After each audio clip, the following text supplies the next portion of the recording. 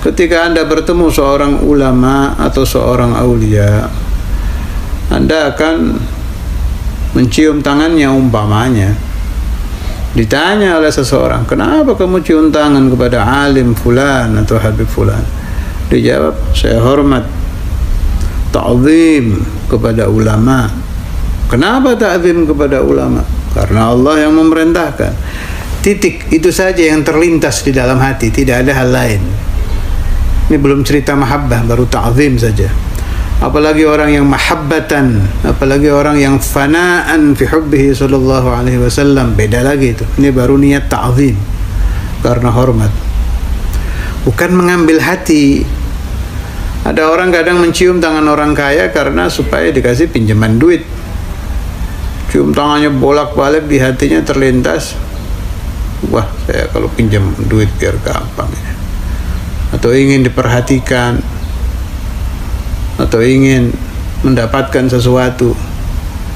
Itu ada titik-titik, bukan ta'ziman. Tidak ikhlas lillahi azza wa jalla ta'ziman. Tahu dari mana kita bahwa hati kita ta'ziman atau karena ingin sesuatu? Terkandung maksud tersembunyi yang tahu hanya diri kita sendiri. Jadi teliti hati Anda. Limadza tusalli 'ala Nabi sallallahu alaihi wasallam? Apa ta'ziman? Apa mahabbatan karena cinta? Ngomong itu gampang, tapi yang tahu diri kita sendiri. Nah, kadang kita menyangka bahwa kita mahabbah kepada Rasul sallallahu alaihi wasallam, begitu kita berkaca dengan mizanul ilm batal. Ternyata bukan, belum. Saya beri pemahaman satu. Kalau ada yang mengaku yusalluna 'alan nabi karena mahabbatan, mudah-mudahan Allah Subhanahu wa taala memberi saya faham, memberi saya insaf, memberi Anda dan siapapun yang sampai kepadanya penjelasan ini al-faham wal insaf, supaya diberi faham yang sahih dan hati yang insaf, tidak menyangka punya titik-titik magam, punya ini, punya itu, padahal kosong, melompong. Kalau Anda mengaku cinta kepada Nabi Muhammad sallallahu alaihi wasallam, tolong Anda hitung dari subuh ke subuh 24 jam apa yang telah Anda hadiahkan untuk Rasulullah sallallahu alaihi wasallam. Ternyata Anda membaca salawat ala Nabi Muhammad sallallahu alaihi wasallam satu hari 10.000 umpamanya, atau 5.000 atau 100. Saya cinta kepada Nabi, saya tiap hari membaca salawat sekian. Ada yang 1.000, ada yang 5.000, ada yang 10.000. Tengok ke hati Anda, apakah ketika Anda membaca salawat terlintas di dalam hati, mudah-mudahan saya baca salawat hajat saya terkabul ini. Begitu tidak ada hajat, himmahnya terputus. Atau begitu sekian hari tidak terkabul juga, males bacanya. Ini ketahuan ini. Ketahuan bahwa Anda selama berhari-hari membaca salawat bukan mahabbatan lin Nabi Muhammad sallallahu alaihi wasallam, tapi untuk mendapatkan upah. Apa itu upah? Kemanfaatan yang kembali kepada diri Anda. Apa itu manfaat? Dunia, titik-titik. Ada yang ingin nikah, ada yang ingin cerdas, ada yang ingin hati tenang, ada yang ingin rumah, ada yang ingin hutang terbayar. Ini semua boleh, tidak dilarang. Yusalluna 'alan Nabi Muhammad sallallahu alaihi wasallam karena ingin mendapatkan manfaat yang kembali kepada diri Anda, ya juz, boleh. Tapi jangan mengaku mahabbah, belum. Dusta kalau Anda mengaku mahabbah, bahwa Anda membaca salawat ala Nabi Muhammad sallallahu alaihi wasallam mahabbatan, bukan. Itu untuk mengambil manfaat saja. Ya juz, boleh. Tapi kelas rendah, bawahnya, belum mahabbah, belum ta'zim. Yang saya temukan ketika saya bertafakur tentang diri saya sendiri, dan ghaliban rata-rata orang yang yusalluna 'alan nabi itu kecintaan mereka kepada Nabi Muhammad SAW itu hanya sampai ke derajat kalau Nabi dicaci marah, itu masih ada, alhamdulillah. Kalau ini tidak ada, ya sudah, hati-hati, diragukan imannya itu orang, diragukan. Sisa iman, ya, bukan iman, sisa iman, sisa darajatul iman. Sebab kalau iman itu harus mahabbatul Mustafa SAW di atas mahabbatul istri, mahabbatul anak, mahabbah ini itu, jauh lah, jauh. Kadang orang membaca hadis, mendengar keterangan tanpa dia sadari, tahu-tahu dia merasa sudah seperti itu. Tolong berkaca supaya Anda arafa nafsah, ta'rifu nafsak, tahu bahwa diri Anda itu kelasnya baru kalau Nabi Muhammad dicaci sakit hati, baru segitu saja, belum sampai mahabbah, apalagi syauq, jauh itu. Kalau orang mahabbah kepada Nabi Muhammad SAW, kemudian bersolawat kepada Nabi betul-betul karena mahabbah, tidak akan tenang dia kalau dia belum yusolli ala Nabi Muhammad SAW.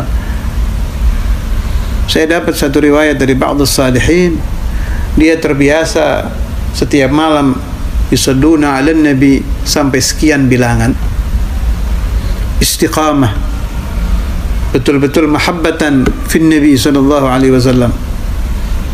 Jadi kalau tiba jam, saat, pukul sekian, waktu dia istiqamah yusalluna ala Nabi, hatinya tidak tenang, tidak tenangnya itu persis, maaf seperti pacar yang ingin bertemu pacarnya di hari, jam, dan tempat yang rutin terjadi. Persis seperti itu, mungkin lebih sedikit. Kalau ini Anda rasakan, boleh Anda mengaku mulai ada bidayatul cinta, permulaan cinta kepada sholawat ala Nabi Muhammad SAW. Kalau Anda membaca sholawat ala Nabi di majlis bersemangat, sallu ala Nabi, sallu ala Nabi. Saya tidak melarang loh, jangan salah paham. Sudah saya bacakan riwayat orang yang teriak-teriak tentang sallu ala Nabi, sallu ala Nabi. Silahkan, tidak apa-apa. Yang sedang saya kupas hati Anda, qalbuka wa qalbi, hati saya dan hati Anda. Jujurkah? Betulkah cinta kepada Nabi? Ataukah hanya lintasan gerakan batin yang terlalu sering datang sehingga menjadi sebuah tipuan? Si tipuan ini telah merekat kuat di dalam hati sehingga Anda menyangka Anda pecinta Nabi, padahal Anda kosong, melompong. Tolong berkaca. Kalau semangat di majelis, begitu majelisnya berhenti, taruh setiap hari Senin biasa membaca burdah umpamanya di majelis, di jalan ini, tempat ini, bacanya 1 jam apa 1 jam setengah, rutin Anda. Terjadi satu masalah, ini majelis ditutup, datang yaumul itsnin di dalam rumah, karena Anda biasa teriak-teriak baca, ini kalau teriak tidak ada yang mendengar, males baca, tidak terbaca. Hati-hati, ini tanda sudah, ini tanda bahwa rutinitas Anda membaca sholawat di luar, di majelis, riyaan wa sum'atan, karena ingin dilihat, ingin didengar orang suaranya, ingin dilihat orang hadir di majelis. Di mana Anda letakkan an-Nabi Muhammadun sallallahu alaihi wasallam? Adakah beliau di hati Anda?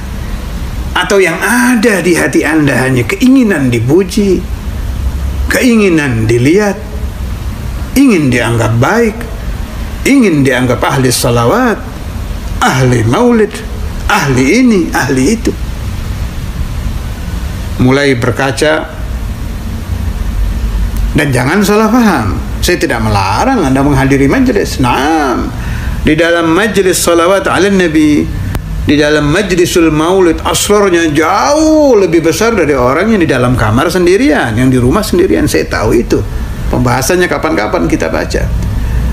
Yang saya serang adalah hati orang yang tidak ikhlas ketika dia berada di majelis. Sebab yang kita cari yang kita uber adalah mendekatkan batin kepada Nabi Muhammad sallallahu alaihi wasallam sesuai aturan dan ajaran Rabbuhu jalla jalaluhu, Allah Subhanahu wa taala. Kita nusalli ala Nabi bi ta'limillah. Kita nusalli ala Nabi li ajlillah. Kita membaca salawat ala Nabi karena ada ayat innallaha wa malaikatahu yusalluna ala Nabi ya ayyuhalladzina amanu sallu alaihi wa sallimu taslima. Jangan dicampuri niat-niat lain. Naam, bagi orang yang hatinya belum mau dibersihkan, belum mau dihilangkan kotoran-kotorannya, dia masih berkutat di kehidupan duniawi, ingin ini, ingin itu, membaca sholawat, pingin ini, pingin itu, silahkan, saya tidak melarang. Hadza magamuka. Mungkin tempat Anda saat ini sedang di situ, tapi tolong Anda sadar, suatu saat Anda harus pindah dari tempat Anda itu. Membaca sholawat tidak jadi dunia, naam, boleh, silahkan. Mungkin Anda ada anak banyak, mungkin Anda ada hutang, mungkin silahkan, saya tidak melarang. Tapi baca dengan niat itu, hati tersadar, niat saya ini kurang bagus. Sholawat yang saya kirim kepada Rasul SAW dengan niat duniawi, kayaknya ibarat hidangan kurang elok, kurang indah untuk dihaturkan kepada Al-Mustafa sallallahu alaihi wasallam. Tidak ada larangan, dan hati tidak bisa dipaksa. Kalau orang belum terbuka hatinya untuk mahabbatul Mustafa sallallahu alaihi wasallam, belum terbuka hatinya mengetahui azamatu Rasulullah sallallahu alaihi wasallam, memang sulit membaca salawat karena mahabbatan wa ta'ziman lahu sallallahu alaihi wasallam. Karena itu para masyayikh, para ulama, para mursyid, para kubarul awliya membolehkan murid-muridnya dan umat Islam yusalluna ala Nabi sallallahu alaihi wasallam dengan niat hajat, dengan niat tercapai keinginan. Bahkan Nabi Muhammad sallallahu alaihi wasallam sendiri tidak melarang.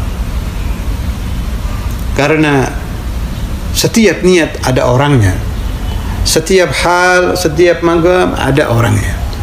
Tetapi yang saya serang, orang yang berada di TK, belum ibtidaiyah, baru TK, taman kanak-kanak, niat sholawatnya merasa dia ahli sholawat. Orang yang yusalli ala Nabi riya'an wa sum'atan, karena ingin dilihat masyarakat, dilihat teman, dianggap baik, dianggap suci, niatnya seperti itu, merasanya saya pecinta Nabi Muhammad SAW. Ini yang saya serang.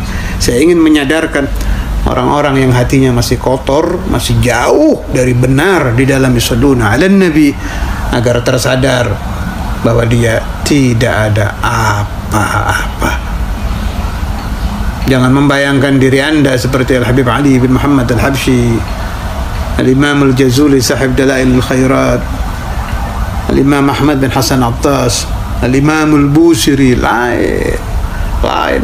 Mereka orang-orang suci, yusalluna ala Nabi dalam keadaan suci, dengan niat suci, solawatnya sampai kepada Nabi juga dalam keadaan suci, bersih, diterima Rasulullah SAW dengan cahaya gilang gemilang, dilipat gandakan Allah Subhanahu wa taala, karena yang mengirim suci, yang terkirim suci, yang menerimanya rajanya orang suci.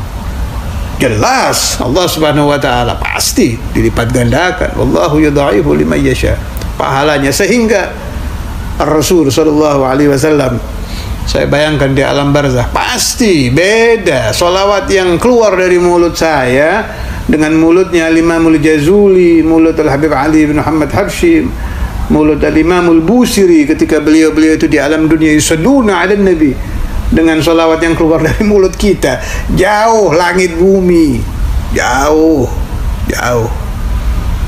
Wahai orang-orang yang sering membaca solawat dan ahli solawat, sadarlah bahwa solawat Anda tidak ada apa-apanya dibandingkan solawat orang-orang yang kita jadikan a'immah, kita jadikan imam, seperti pengarang Dalailul Khairat, pengarang Maulid Habsyi, pengarang Burdah. Tapi kita juga jangan mundur karena kita kotor, jangan. hanya sadar saja, saya sholawat, saya cinta sholawat, tapi saya kotor. Itu yang saya maksud. Semakin saya kotor, semakin banyak saya membaca sholawat agar bersih. Tidak ada apa-apa. Memang kita kelompok orang-orang kotor. Tapi orang-orang kotor yang ingin bebersih diri, ingin membina batin, ingin menjadi suci juga, meskipun mungkin belum tiba waktunya, tapi harapan untuk menjadi orang suci bi barakatis shalah ala Nabi Muhammad sallallahu alaihi wasallam harus tetap ada. Dan biasakan anak-anak kita, terutama yang belum balik. Nah, anak Anda yang belum balik, Anda ajari salawat ala Nabi, kemudian dia yusalluna ala Nabi, ini sampainya kepada Nabi lebih baik daripada Anda. Karena itu kalau Anda punya anak yang belum akil balik, sangat bagus sekali Anda suruh dia membaca salawat ala Nabi Muhammad SAW, sebab masih bersih. Sampainya ke Nabi ini salawat juga beda dengan salawat kita yang sudah kotor. Alangkah indahnya kalau anak-anak yang belum balik dikumpulkan, kemudian mereka bersama-sama yusalluna ala Nabi Muhammad SAW. Bisa saya bayangkan sampainya keharibaan Rasul sallallahu alaihi wasallam akan bersih, murni, yang namanya anak kecil, suci, dan menyebabkan idkhalus surur ala qalbi zainil wujud Maulana Muhammad sallallahu alaihi wasallam.